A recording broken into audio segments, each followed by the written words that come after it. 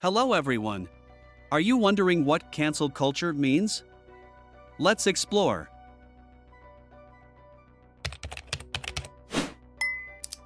Cancel culture refers to the phenomenon where individuals, usually public figures, are shunned or boycotted by a community after doing or saying something deemed controversial or offensive.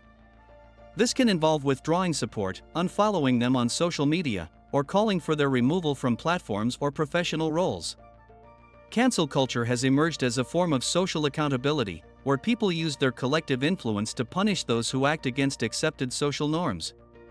However, it's also a subject of debate, as critics argue that it can lead to overreaction, limiting free speech, or causing disproportionate consequences for minor infractions.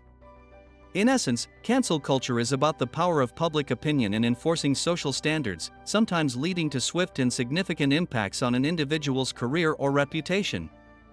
Please like the video and leave a comment to support my job. Thank you for watching and see you later. Goodbye.